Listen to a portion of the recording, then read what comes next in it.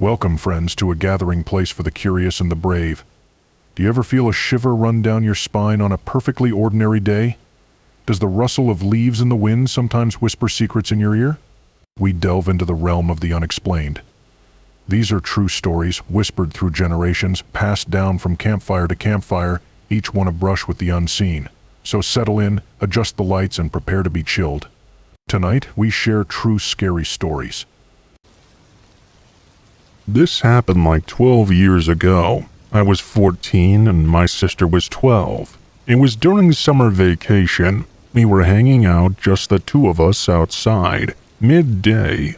We lived in a smallish town, where during the weekdays it was pretty empty because adults were all at work. Anyway, we'd just been messing around, picking flowers and doing some other random crap, when we decided to cut through a massive field of undeveloped land on the edge of our suburb. It was technically a shortcut to get home, but it wasn't the best idea. It was really bumpy, potted land that other kids and teens had left all sorts of shit laying in, while our bad decision came back around and bit us. We hadn't even made it very far into the field when my sister got two bad things at once. Some sort of twisted metal, perhaps an old piece of a tool, had pierced right through her foam flip-flop and into her foot. Right after this happened, she shrieked, jerked, and twisted that ankle on uneven ground. She started crying and howling. Of course I was worried. The metal hadn't gone too deep, thankfully, and I was able to stop the bleeding with the hem of my shirt, but she couldn't walk anymore, obviously. Our parents weren't available, didn't know where we were, and this was before I had a cell phone. Well, crap. My sister was still on the ground crying. I was trying to calm her down when something made me feel the need to look up. It was the feeling of us being watched. Out in the field across the road, standing on the corner in the distance, was a random guy watching us. He was too far away for me to see him clearly. All I could tell for sure was that he was blonde and adult, and dressed way too warmly for July. He was all alone, stood stock still, just staring at us. I've always been a skittish horse, so I looked back at my sister and said to get on my back. I was carrying her home and we were leaving right now. I had to carefully pick my way through this stupid field in my own crappy flip-flops, with my crying sister on my back. Luckily, she was tiny. I wasn't exactly a linebacker myself. It had rained a couple of days ago, and the field had puddles of slimy water in the low spots. We were both wet and soaking from her falling when she got hurt. I swiveled back to check if the man was still watching us, and he was. Not only was he still watching us, he'd crossed the road and was entering the field. He was now standing stock still again, just watching. Ice in the veins doesn't even describe it. One of the scariest moments of my life up to that point. My sister looked when I looked, saw my face, and started crying even harder. I shook her a bit on my back and whispered something like, "Stop it. I need to concentrate on getting us home. Watch him and tell me if he starts following again." So that's what we did. I started walking as fast as I could without getting hurt. My sister watched him while I carried her. After a minute, she started whispering to me that he was moving again. "How fast?" "Just walking." "Is he watching us?" "Yes." I told her to tell me if anything changed, and kept going. I stomped through puddles I couldn't see into when I had to, hoping there was nothing sharp in them. I lost a flip-flop in the mud, but I just kept going. We were about 3/4 of the way through the massive field when my sister whispered what I least wanted to hear. He was chasing us. I turned us right around so we were facing him head-on and yelled as loud as I could, "Hey, we see you! Fuck off and leave us alone or I'll call the cops!" There was no response. He stopped when I stopped, but gave no sign of acknowledging he'd heard me. I turned around again and kept going. My sister was shaking like a leaf, just saying my name over and over again. It was awful, but there was nothing I could do but to keep going. He started following again, this time at a slower pace. I finally made it to our suburb and out of the muddy field, onto solid concrete. I told my sister to hold on as tight as she could, and I booked it.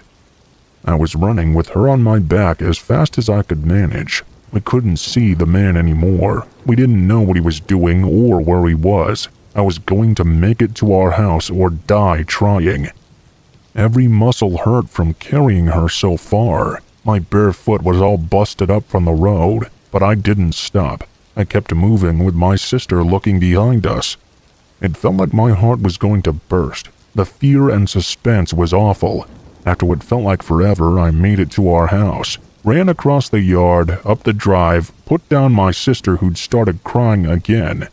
My hands were shaking so badly I could barely use my key. We made it in safely and called my mom. She had us lock every door and window and came rushing home, but nothing happened after. The man never found us, and we never saw him again after that. And that's the end. I have no idea who he was or why he was following us like that, but it gives me chills to this day. The way he'd stop when I stopped, the way he ignored my yelling, I don't know what he wanted or what he was doing, and I don't ever want to know.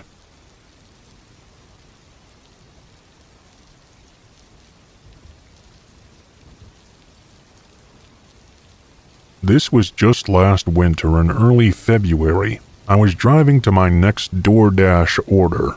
I was a bit tired as I'd been driving for the last 4 hours, and it was almost 12 a.m. After this one, I was definitely calling it a night and heading home. I was worried about getting sleepy on the road, especially with all the ice and snow around. I was driving down a fairly empty road. It was a side road that connected two of the main towns in our city. There was a 5-meter stretch, though, that had no buildings or houses anywhere. As I was driving down this section, I don't really know what happened. I just got hit with a sudden wave of tiredness that made me lose focus on the road for just a few seconds. That was all it took, though. I guess I hit a patch of ice and slid toward the side. Although I fully woke back up at this point, it was too far gone. I tried to steer back onto the road, but my car slid straight off and into the small ditch between the road and the woods. Thankfully, it wasn't a bad crash at all, since the snow really lightened the impact. It still made me shaky, though. I knew right away it was going to be impossible to get out of this. My car was stuck on the incline of the ditch in thick snow. I didn't even bother getting out to try and see how bad it was. I did test my luck trying to maneuver the car to get some traction, but if anything, that just made it worse. In the middle of trying to figure everything out, I noticed a car's headlights down the road. At first, I thought it was just a car passing by, but after a few seconds, it was clear they weren't moving. Someone must have just been parked down the road with their headlights on. I found that to be a little bit unnerving. What were the chances of this, being on this long, empty road? They weren't close enough to have stopped to try and help me, but they weren't far enough either to not see my headlights. I pulled out my phone and called my dad, knowing he'd still be awake and hoping he'd be able to help me. I'd never been in a situation like this, so I didn't really know what to do. He said he would call roadside assistance, then drive down to wait with me. I thanked him and felt relief, knowing he would be down here in just a few minutes. I looked back out on the road, looking for the headlights from the car I'd just seen, but suddenly they were gone. It was too dark to see anything that far without lights, so I didn't know if they'd driven away or if they were still there just waiting and had turned the lights off. It really started to creep me out the more I thought about it. I kept my eyes down the road, not looking away for more than a few seconds. I began getting very paranoid. There was something about the silence as well that made it more uneasy, only hearing the wind outside my car and nothing else. After 3 minutes of waiting, I saw a figure walking toward my car out of the darkness. He was down the road, coming from the direction where the headlights had been. I watched as he slowly made his way through the snow, getting to just 15 feet away from the front of my car. He then stopped and stood there, facing me but not moving. I couldn't see much of him, as he had a hoodie covering his face, but the way he stood there in my headlights started to terrify me. After a moment, I honked my horn softly a few times, just to let them know I was in the car and I could see them. They didn't move or acknowledge me. Just as I was pulling out my phone to call my dad again, the man turned around and walked away, disappearing down the road. I still called my father to let him know about this really strange person that was out here. He said he was just a minute away. I stayed on the phone with him this time, and only 30 seconds later, I saw headlights turn on down the road and begin moving toward my car. Once they were right across from me, they parked and turned off their lights once more. I couldn't see over the ditch, but I heard a door open. I yelled through my phone what was going on. Just then, my dad's car pulled right in front of my view and screeched to a stop. I heard him yelling at someone. They got back in their car and sped away. They did not come back. My dad said the guy had been holding something in his hands. It looked like a crowbar or something he was going to use to break into my car. Everything went okay after that though, and the car ended up not even having much damage to it. I'm not sure what was about to happen that night, but I'm lucky my dad pulled up exactly when he did.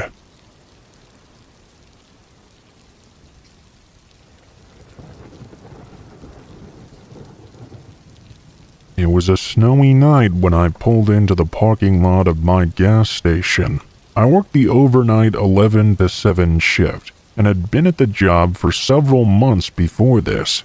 I didn't really like this job, but finding somewhere else to work was really difficult, and due to how things were in some other aspects of my life, night shifts were the best for my personal schedule. Still though, I went in tired every night and struggled to get through every shift. I parked in front of the building beside the only other car in the parking lot, which happened to be my coworker's. I went inside and relieved him of his own shift, and he left a couple of minutes later. Then it would be just me for the rest of the night. My manager had a paper on the desk with some of the things that needed to get done, but from reading it over, it wasn't actually all that much. My guess was that it wouldn't take any more than an hour total to complete all the tasks listed there. I tried to put it off as long as possible to save me from falling asleep. I wanted to start it up once I started getting really tired, so I wouldn't just conk out. As I sat there behind the desk, somewhere around 12 a.m. or so, a car pulled into the station. I glanced out of the window, seeing an old SUV parked by one of the pumps out there. Of course, with it snowing outside, most people were not driving around, but getting a customer every once in a while was perfectly normal. I went back to my phone and scrolled through some videos, not really paying much attention. Probably 10 minutes passed by until I looked back outside and saw the SUV was still out there by the pump. The headlights were off and the doors were closed. It looked like they should be out pumping gas, but it had been way too long for that. I stood up and got closer to the window, looking down both sides of the building. Nobody seemed to be anywhere outside. If they had just been in their car for the past 10 minutes with it shut off, they'd have to be freezing by now. It was snowy, windy, and cold. Honestly, I started to get a little bit nervous. I paid more attention for the next few minutes, waiting to see any movement for the windows or for someone to get back inside their car, but there was nothing. It was like the vehicle had just been abandoned right next to the pump. After some thought, I put on my jacket and went outside. Immediately, I knew I was right to worry. It was way too cold for anyone to be in there with the car off, or for anyone to even be outside for more than a few minutes. I rushed over to the car and looked around. I put my face close to the window and tried to look inside as well. "Hello? Is anyone in there? I'm just checking to see if you're okay." I called out, but from what I could see, there wasn't anyone inside. It wasn't exactly easy to see the interior though, so someone could have been in there. I was pretty sure there wasn't though. Now I was more confused than ever. I backed up and looked all around at the empty gas station parking lot. I started to walk back, now with my eyes not focused on the car. I was looking at the ground. I noticed footprints in the snow, going toward the building.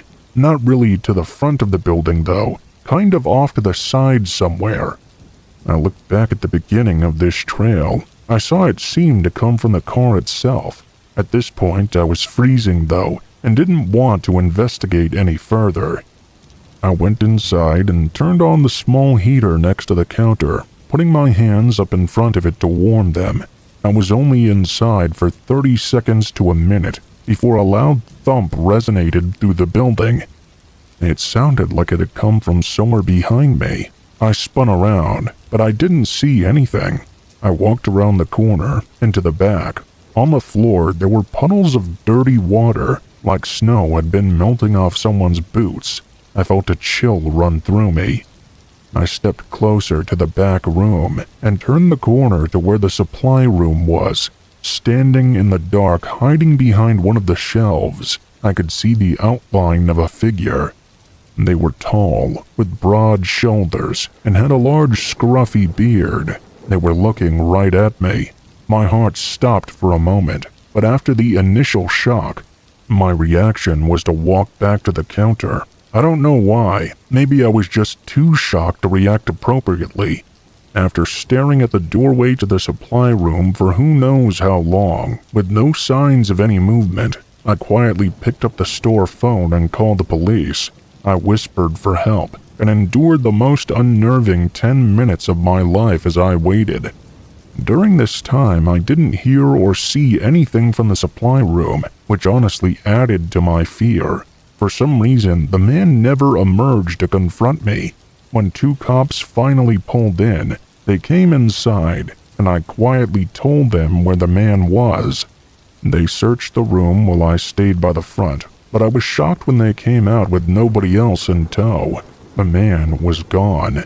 The watery shoe prints surrounded the back door, and outside there were fresh tracks in the snow, going straight away from the gas station into the completely empty, dark field that led on for miles. Obviously, nobody could search that at night, but even when they did in the following days, they didn't find anything. I mean, the field was huge. He could have gone anywhere really, but it was so cold and windy that night, I was sure they would find a body or something. The SUV was taken in for hopefully more information. I don't know how or why, but for some reason they couldn't find any history of ownership. That left us with just what we know from that night. And we're still left with only that. Who the man was, what he was doing, it all remains unsolved. Where he is now is just as much of a question, really.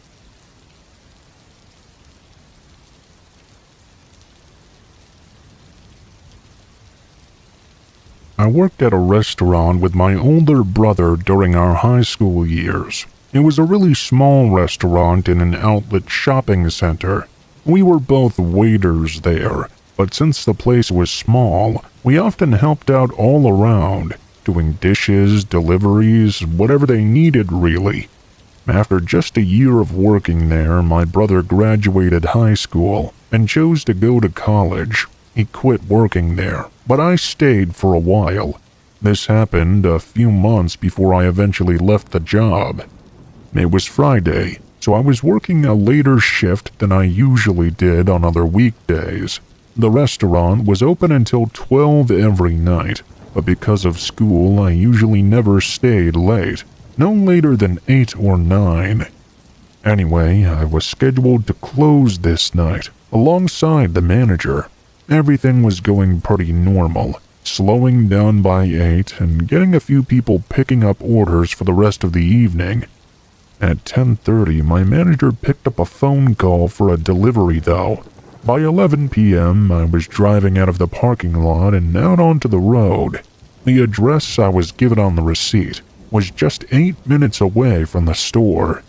As I drove a couple minutes down the road, I got a call from my manager. I answered right away, thinking they must have canceled.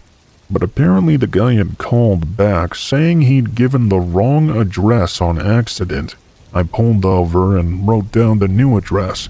I typed in the new street into GPS, but right away I knew something was off here. It wasn't close at all. It was 25 minutes away, and the opposite direction of where I'd been going. If they had given this address to begin with, the order would have never been accepted this late. I thought about just going back to the restaurant and telling my manager, knowing he would understand. But I was already out there, and we had already taken the order, so I just started driving. The roads were pretty empty around town at this time of night. The further out I drove, the more desolate they became. I didn't even see any cars for the last 5 minutes of the drive. This was taking me out to the far edge of town, where most of the buildings and houses turned into grassy fields and lines of trees. When I approached the road the address was on, all I could see were a row of houses with all the lights off. As I drove down and passed more of the houses, a few of them did have their porch lights on, but it still felt like a very empty area. It's worth mentioning these were not the nicest houses either, by any means. They were all single-story box-style homes. I pulled up to the one I was set to deliver to, and parked on the side. Getting out with the food, I felt a strange, eerie sense as I walked up to the door. It was quiet outside. There were no streetlights, and barely any house lights. It was extremely dark in this area. I knocked on the door and waited while a whole minute passed by. There was no sign of anyone being home. I was starting to get more and more uneasy. I just set the bag down and turned to walk back to my car. They hadn't paid yet, but the food was probably cold already, and it was of no use to me anyway. When I looked over at my car, though, a man was standing right behind it. He was leaned over like he was looking into the window. I stopped in place. I don't know if the man heard me approaching or what, but he immediately looked up at me. I could barely make out his face, but he was an older man. "Do you need something?" The man didn't move. I asked again, but nothing changed. That eerie sense was getting stronger. I looked around, but I didn't see anything other than trees in the dark. The man took a few steps back, moving away from my car and standing maybe 5 feet from the door. After a moment, I started walking over slowly, hoping to just get in and leave. As I got right up to the door, the man continued to stare at me from just a few feet away. I cautiously opened the door and rushed inside, but before I could even turn it on, the guy started yelling. I looked over at him, seeing him now facing the woods and just screaming gibberish. I turned my head slightly to look where he was looking. In the woods, I could see 2 or maybe even 3 figures rushing toward my car. My immediate thought was that this was a setup, and I needed to leave instantly before something happened. I turned my car on and shot out of there, just as the man next to me tried to move behind my car in an attempt to stop me. I was able to get out. Seeing and hearing the group of men yelling at me, I sped away. The cops were called, and though not much was able to be found, there were a few things. The address I was supposed to deliver to was apparently a vacant property. It wasn't technically abandoned, but the owners didn't even live in the state anymore. It wasn't for sale either. It was just left as is, rotting away for the past decade.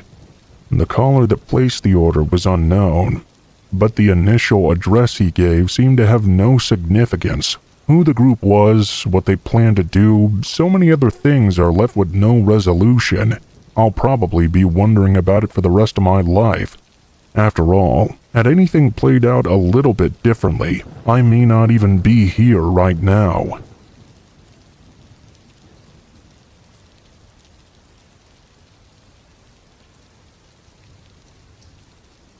I remember when I was a child, I loved nothing more than to go out in the crisp white snow and play, to make footprints in the pure snow where no one else had before. It was bliss. This happened to my brother and I when we were kids.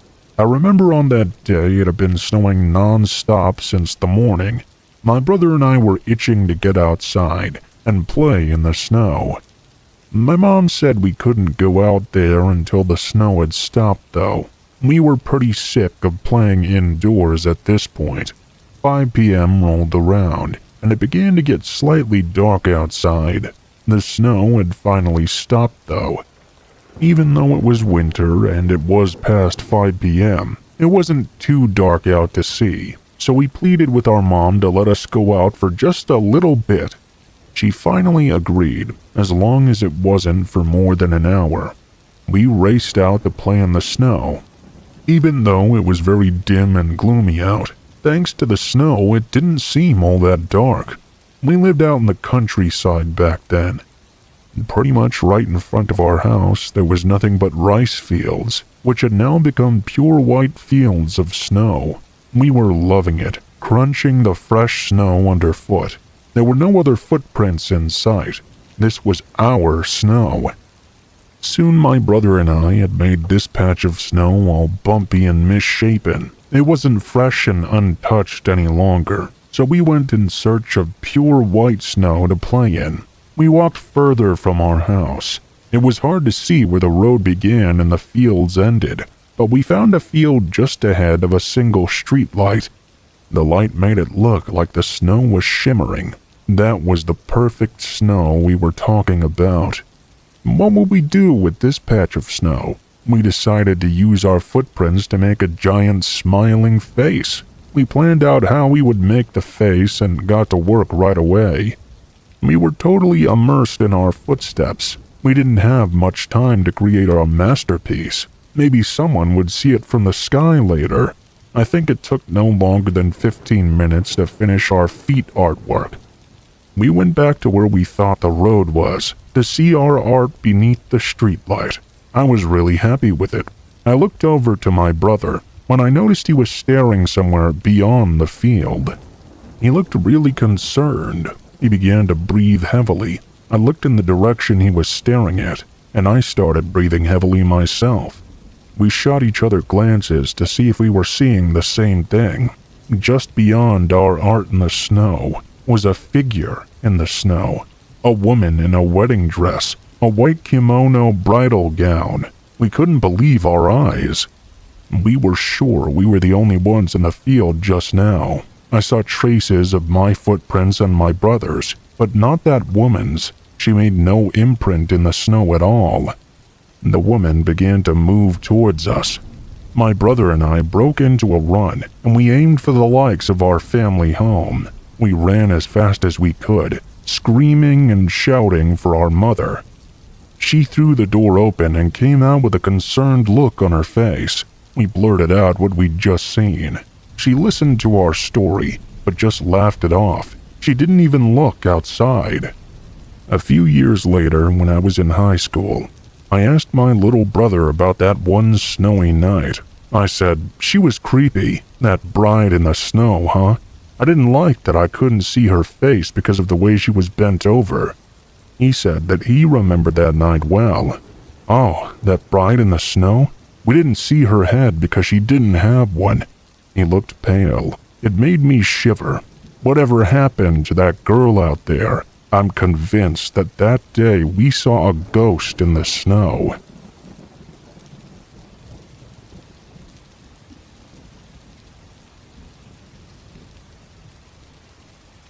Recently, there was an Amber Alert, and my daughter was asking me what all the beeping sounds were all about. For those of you who don't know, an Amber Alert is an emergency alert that goes out whenever a child is reported missing. If you receive notifications, you know exactly what I'm talking about. The alert will often give information like the victim's appearance as well as the perpetrators, the location of the abduction, the make and model of vehicle to look out for. My phone started beeping one evening while helping my daughter clean her room. An Amber Alert. I gave her the small rundown and that was that. However, in doing so, it triggered a childhood memory I have, where I believe with all my heart that I was almost taken when I was a kid. To be clear, this isn't a memory that was like lying dormant in my subconscious or something.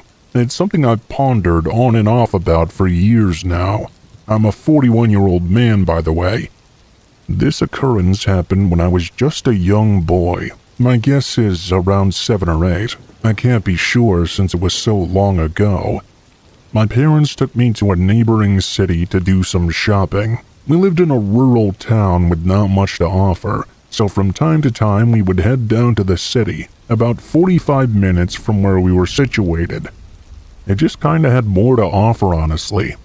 They would take me up there for school clothes shopping, out to eat because the restaurants were better, and to grab stuff because my mom was a crafter. She really loved to make crafts. It was her thing. There were various different craft stores and a fabric store, and she really liked going to that one. This specific trip we went to a fabric store, Joann's Fabrics to be exact, I believe. It was a pretty large store. As a kid, I guess almost every place seems big, but no kidding, this was a gigantic place. My dad sat out in the car while I went in with my mom. He did that a lot. He wasn't so interested in these things as we were. Can't exactly blame him there. I can't exactly recall what my mom was looking for or trying to buy that day, but I remember we were in an area with a bunch of racks with various fabrics hanging around us. The area was toward the beginning or entrance of the store. As my mom was looking through these various racks, I began to wander around through them, just enough to kind of look around myself, not that far. I was pretty bored, honestly. I could see my mom through the racks just a bit away, so it wasn't like I'd lost her or anything. All of a sudden, out of nowhere, a random man approached me. I didn't even see what direction he'd come from. It was almost like I was there by myself 1 minute, and then the next I looked up and this guy appeared out of thin air. He had come in fast and out of nowhere. I looked over to where my mom was. She had moved a fair bit away, but I could still see her. There was a good distance between us at this point. Here I am standing in this maze of fabric with this older guy. He then whispers to me, "Hey there, little boy. How you doing there?" I remained silent because this took me off guard. "Where are your folks at? Are you alone in here?" I stayed quiet and tried to ignore him. "Hey, come here. I got something cool to show you." At this point, he started advancing toward me, slipping through the racks to where I was. I quickly started to go the other way, but he swiftly moved to cut me off at the middle. I was scared. I became instantly aware this man was dangerous, and he was trying to grab me. "Come here," he barked. I jerked to the left, and he did the same. He got this wild look in his eyes. Whichever direction I tried to flee, he moved to cut me off. There was a big rack between us, though, and I'm thankful for that. After some back and forth movements from me and the man, I finally locked in on my mom. "Mom, help me!" You would have thought I'd screamed bloody murder. It was so loud it got my mom's attention immediately. "What's wrong?" she asked. This obviously startled the man. He looked over my shoulder in the direction of where I was looking and confirmed that my mother really was there. His demeanor immediately changed, as if everything was just fun and games and he had just been messing around. "I was just playing with your boy here. No harm, ma'am." My mom came to where I was, and as we reconnected, the man tipped his hat at my mom and swiftly slipped his way out of the store. I explained to my mom everything that happened. I was so upset and shaken up.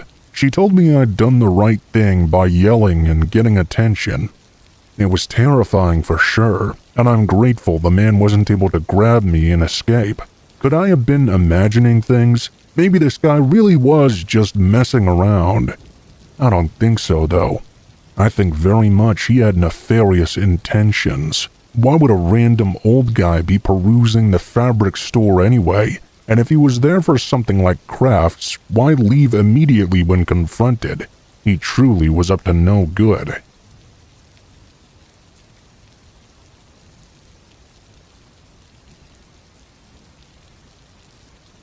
I had a year where I lived in complete and total hell. Many scary things happened that I can tell you about during that time period. It was the worst time of my life, and has left me messed up for the remainder of it. However, it was the beginning of that hell that was the most scary. I remember I was walking home from school by myself. I had this shortcut I like to take through the woods to get home much faster. I did this all the time basically, but this time something strange was going on. Even before I got to the woods, I felt like someone had been following me.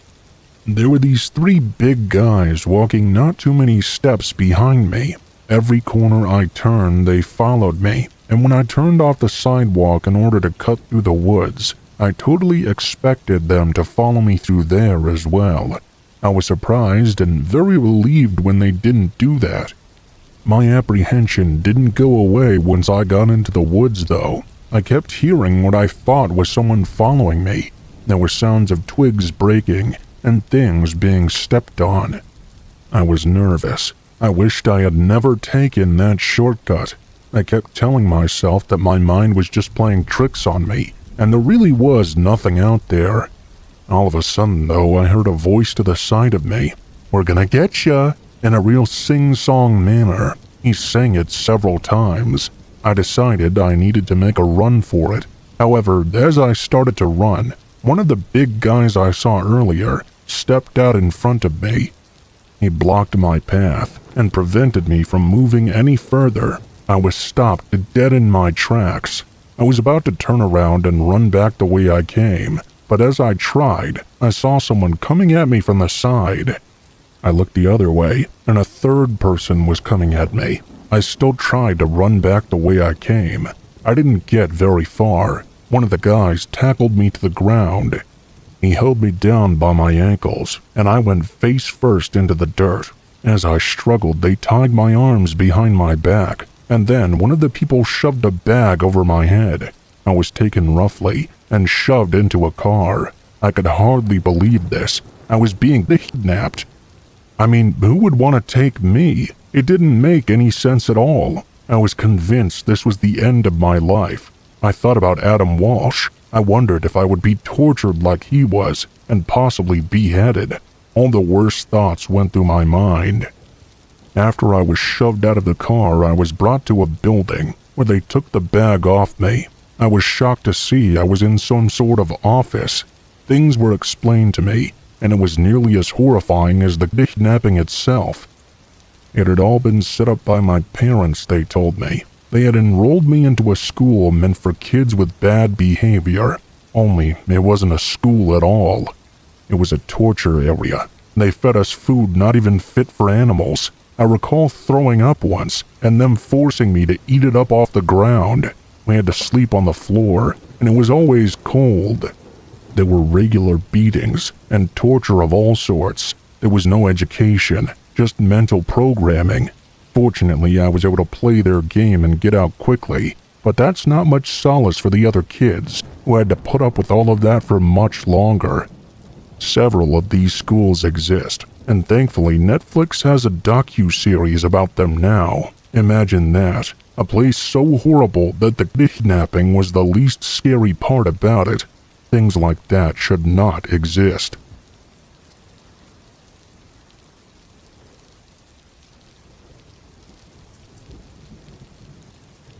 I was catfished by a creepy, much older guy. I was 17 and in the 11th grade. I didn't usually accept random requests on my Instagram, especially if we had no mutuals. I took my page off private for a while, so anyone could follow me. This is when I got a notification that the guy had started following me.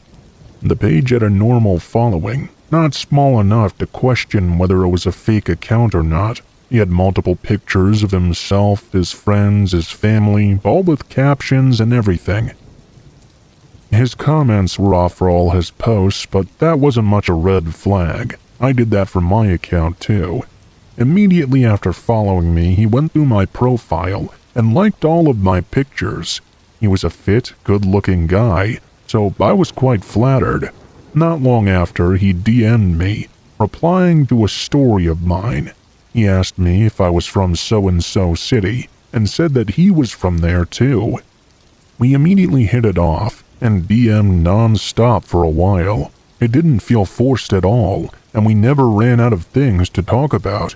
Eventually, we swapped phone numbers and started texting. He told me he was studying at a really good university, which was in a city 2 hours away from where we both lived.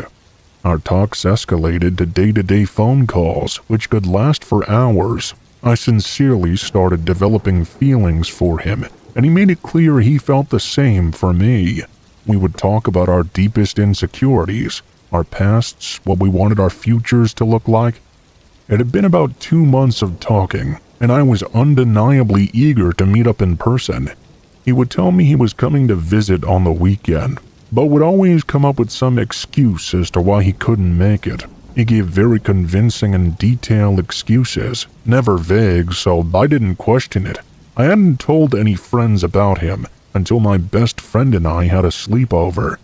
I ended up telling her about him, showed her his profile, didn't leave out that we hadn't met yet either.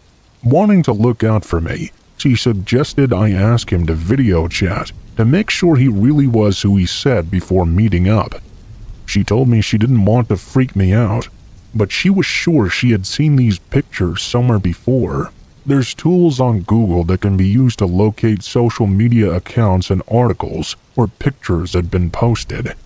While she was using one of those to search up his photos, I called him and asked him if he was at home and alone. I asked him if he could video chat. He couldn't make up an excuse so on the spot. He said he was home and alone but couldn't video chat because of his weak internet connection. My heart immediately sank. The possibility of this guy not being who he said he was not so far-fetched anymore. I quickly downloaded WhatsApp because I remembered him telling me he spoke to his parents on it. Before doing that, though, my friend showed me the results she'd found, which devastated me to my core. The person in the pictures was actually a French model of some sort. We found the exact pictures the guy had used on his profile, an actual verified Instagram account. My devastation turned into anger, then into absolute disgust.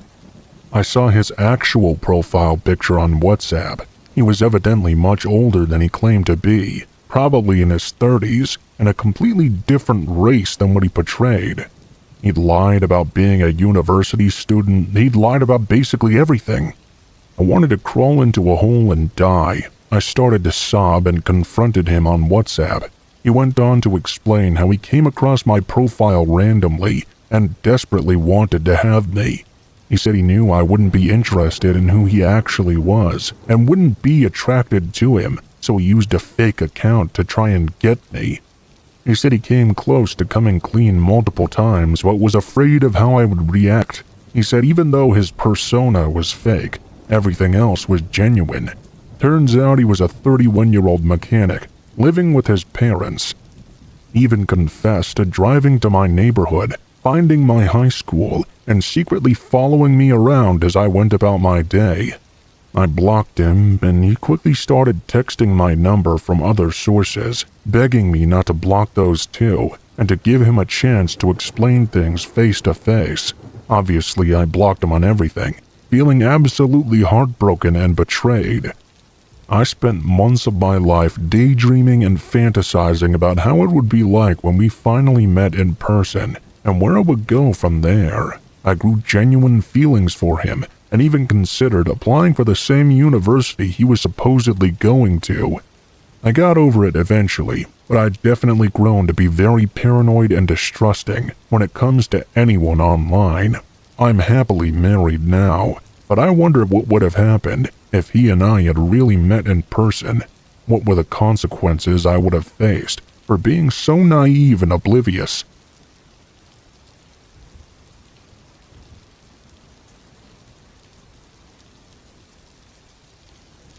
I had a terrifying experience last year. I live alone in a smaller house, and I've been living there for about 3 years now. It has 2 bedrooms and just 1 bathroom, but that's enough space for me. I also have a somewhat small front yard and a fenced-in backyard as well. One Friday night, I got home from work a little bit early. I didn't really have anything going on that night, but I was going to hang out with some friends the following day. Because of this, I decided to do all my chores right now and not have to deal with them later.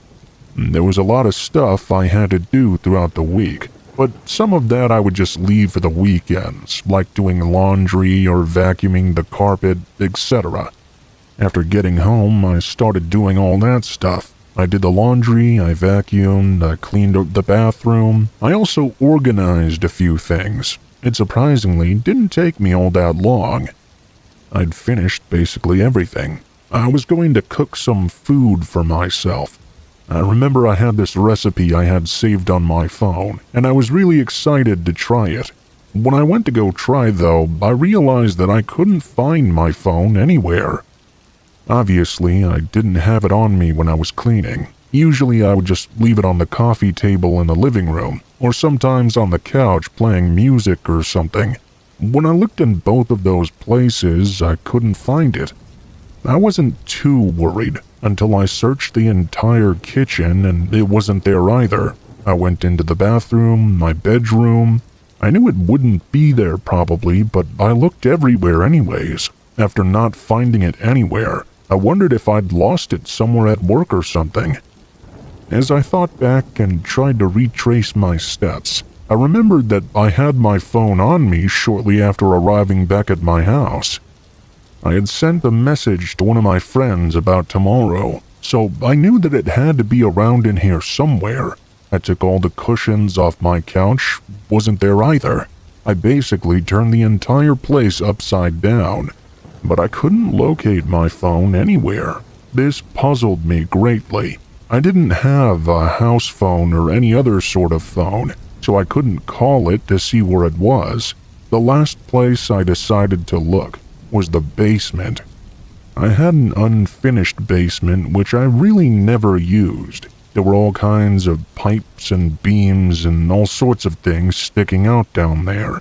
I also stored several large boxes and other items. I did keep my vacuum down there next to the base of the stairs. I had only gone down there for a moment earlier to grab the vacuum and pull it back up, but maybe on some slim, crazy chance, it had fallen out of my pocket or something after I forgot it. I mean, I'd looked everywhere else. I didn't know where else it could be.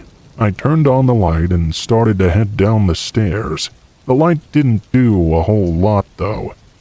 All it did was light up one measly bulb near the base of the stairs.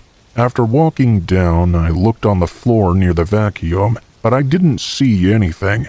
I was about to turn around and head back upstairs when I heard a strange noise. I thought I could make out some movement out of the corner of my eye as well. It was out of sight and in a dark area of the basement, so I couldn't quite be sure. I stopped and tried to look in the direction of what I thought I saw, and I observed a bit closer. That's when a man started to come into view. He was hiding behind a large box. He looked really creepy, and I honestly couldn't believe what I was seeing. He was a ways away. I was so shocked for a second or two that I didn't know how to react. The man stood up from behind his hiding place and actually started to move toward me. I turned and bolted up the stairs, like my life depended on it. For all I knew, it might have. I made it to the top and left my basement, then slammed the door shut behind me. I ran for my front door and didn't stop until I made it all the way outside. During this, I didn't think at all. It was really all just instinctual reaction. I just wanted to get out of my house. After leaving, I realized I hadn't grabbed my keys or anything. I obviously didn't have my phone either, so I couldn't call the police. Now I couldn't get into my car either. I didn't exactly want to go back inside and grab it, so instead I ran to a neighbor's house. I didn't go next door because I thought the guy might run outside after me, so instead I ran several doors down and knocked on the front door of that house. I didn't know who lived there. but I hoped they would be kind enough to answer. After about 30 seconds, they did. I asked them to call the police and told them what was happening. They agreed to call, and we waited on their front step together. We watched the direction of my house, but saw no signs of anybody trying to leave. I wasn't sure if the guy had already left, or if he was still inside somewhere skulking about. The police were really quick to respond, though, and got there within less than 2 minutes. I went back over with my neighbor and met an officer there. The police then entered my home. A while later, they came out with the same man I had seen in my basement. He had still been in the house. In fact, he'd gone back down to the basement to hide. When they pulled him out, they discovered he had my cell phone in his pocket. I was able to get my phone back, but obviously the whole thing really creeped me out a lot. I'm not sure when or how he managed to grab my phone. The only thing I can think of is that he must have already been inside my house when I got back from work. He must have come upstairs without me noticing, grabbed my phone, and went back down. How he got into my house, or when he got in, I have no idea. Maybe I was so tired I forgot to lock my front door, or maybe he entered through a window or something. There were no signs of a break-in from what I could tell. Either way, since that experience, I bought a lot of security cameras, and I always double-check to make sure everything is locked.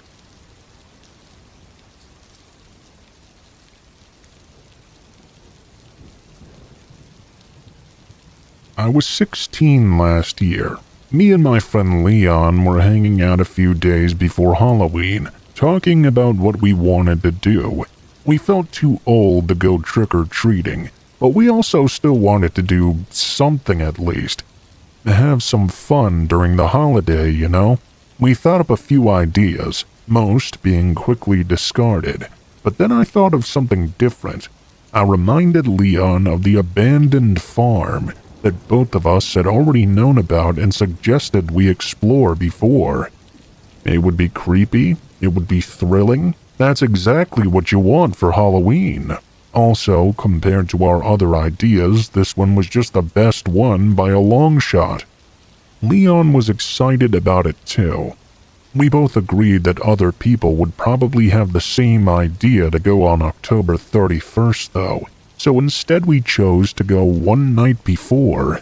We didn't want to risk running into anyone crazy at an abandoned place like that. We just wanted to explore and maybe get a little bit spooked, then leave. It sounded harmless enough. On the 30th of October, Leon drove us out to the neighborhood it was by and parked on the road. We got out and walked through the neighborhood until we got to the street that turned into a gravel path. This was the driveway leading up to the farm. I'd only ever seen that place during the day. It was pretty much just a large field of grass with a typical wooden barn and a single-story home. From the edge of the path, neither structure was visible. Our flashlights only lit up a few feet ahead of us. As we started making our way down the gravel driveway, once we started to get a bit closer, we could make out the outline of the barn on the left side and the house further back at the end of the driveway. Honestly, we were more interested in the home itself, figuring the barn was probably completely empty and wouldn't be very exciting. We kept walking and eventually got to a clearing in the tall grass. It was a circle of dirt, really. As we approached the front, we passed by some large farming equipment. I don't know what they were exactly, some old tractor-looking things that had been left out for years. Even with the dim light of our flashlights, we could see they were completely engulfed in rust. When we got up to the porch, it looked like the door had been replaced by a single wooden board. We walked around the whole outside of the house, and every window and door was sealed and covered. Disappointed, we went back to the front and tried to think of something else. As we stood there, we saw the path going up to the barn wasn't an actual path at all. It was more of a line of flattened grass. With nothing else to do, we started heading for the barn. Something felt different as we approached it, though. compared to when we'd approached the house. It was a vaguely uneasy feeling that grew as we got closer and closer. When we reached it, the large door was already wide open. I walked in first and Leon followed behind. We both shined our flashlights around as we entered. It only took a few seconds for an absolutely horrid smell to hit us, though. It was a barn, so that wasn't exactly surprising. But then we noticed something else. There were footprints all over the ground. Not the kind you'd expect from other kids exploring the place, though. They all went in a line back and forth from a single point on the other side of the barn. I looked and saw that in Leon's eyes he was just as freaked out as I was. Still, that was the goal of going here in the first place. We slowly walked in line with the footprints, which led to a wooden cellar hatch that blended in with the floor. The only noticeable thing, other than the clear footsteps going up to it, was a brand new shiny padlock holding the hatch shut.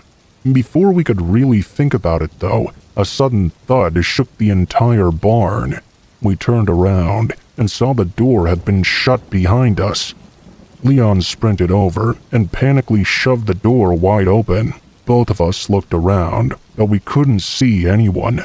Now terrified, we sprinted straight through the tall grass and back to the gravel driveway, then booked it to the neighborhood where the car was.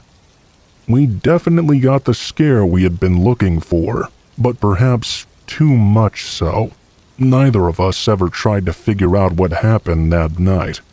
A couple months later, we saw the whole house and barn had been blockaded up.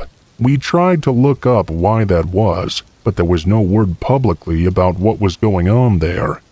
It remains a mystery, but I think if we stayed to find out, we may have never left at all.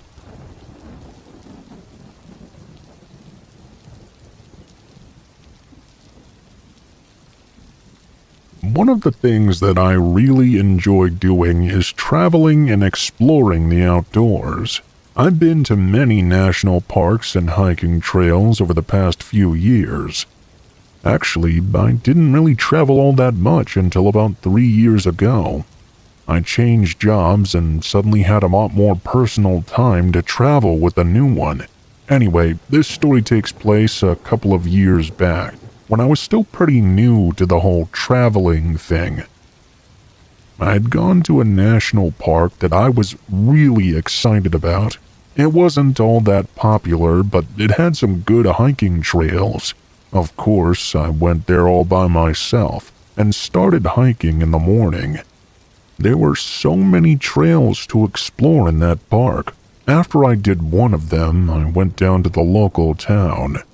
After hanging out there for a while and getting to know some of the locals, I got the itch to do some more hiking. I went back later in the afternoon, when the park was not so busy. It was large and spread out, so really it depended what trails and sections you went to. I went to a different spot this time. There was all kinds of terrain, hills, mountains, wooded areas. What I didn't know is that the trail I'd chosen was much longer and more complex than any of the other ones. I'm sure if I would have looked at the sign at the beginning, I would have realized it was a much more challenging affair, but I don't recall observing anything like that. I pretty much just went on the trail and started. There wasn't really anybody else on it. I also noticed that it was very quiet. I was really enjoying it starting out. Pretty soon, though, I was going farther and farther, and I realized it was starting to get pretty late. The sun would be setting in just about 30 minutes. I went in a little bit further, then decided to head back. There were multiple areas where the trail went in different directions, sometimes even splitting 3 or 4 ways. All the while, I had only seen a couple of people the entire time, and they were all near the beginning. I tried to go back, but soon I became very confused what direction I was even going in. I blamed this on the terrain. There were a lot of areas where you had to climb up or down rocks kind of like stairs. I was trying to find my way back for about 30 minutes, before it started to get really dark out. At that point, I realized I wasn't making any progress. I took out my phone, but it had no signal. I'd never really had a good signal the entire time I was in the park. I turned off my phone, then turned it on again. That didn't do anything. As I was walking back in what I thought might be the right direction, I soon began to hear something. It sounded like someone else was walking on the trail behind me. I turned around and saw a man right there.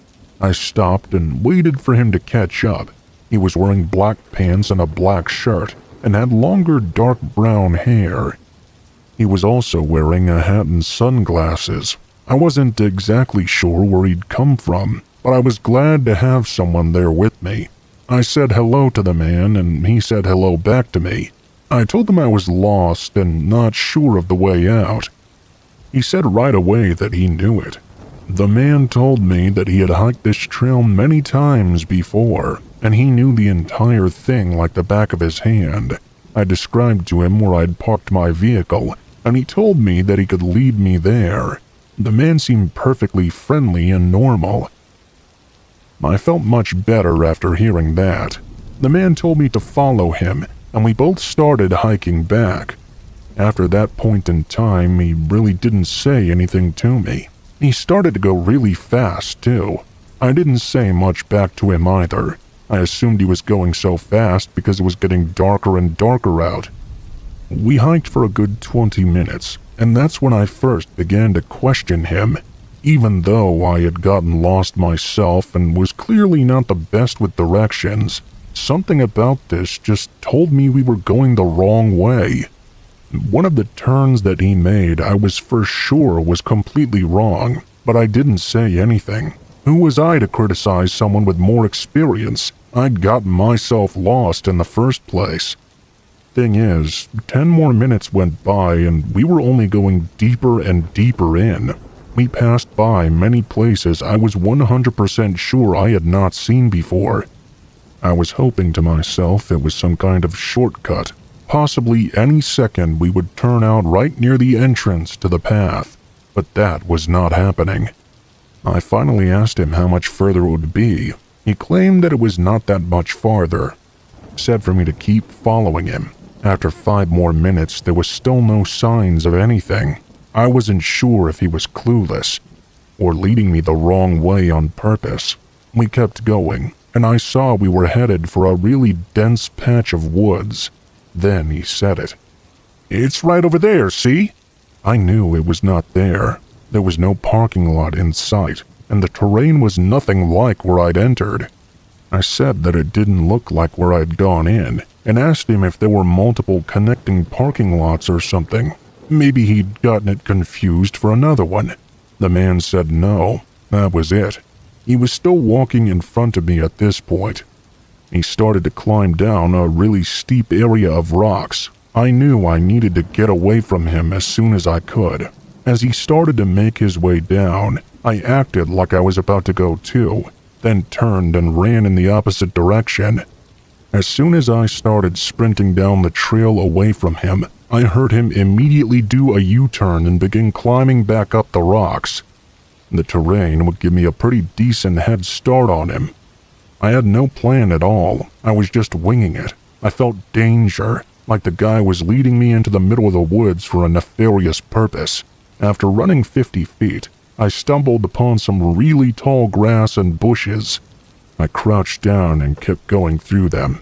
Eventually, I came out to a connecting trail, and I no longer heard the man behind me anymore. I slowed down and felt a bit better, but it was still dark out and I was still lost. I walked at a quick pace, trying to go more in the direction I thought was correct. I walked for about 20 minutes when I heard someone walking up ahead again. I saw the person, but thankfully I realized this time it was a park ranger. I approached him and asked if he knew how to get out. Of course he did. I followed the ranger, who was actually a very nice guy. I told him about the strange man I'd encountered before. He seemed very concerned about it. He said that guy had not been leading me near any exit at all. He had been leading me into the deepest parts. He radioed in and reported the incident. After we made it back to the parking lot, he said he would investigate it for me. After that, I left for the rest of the trip, and ever since then, I've been much more careful. Don't forget to hit that subscribe button and that little notification bell so you never miss a story. And if you have your own encounter you'd like to share, leave a comment below. Who knows, it might just find its way into a future video.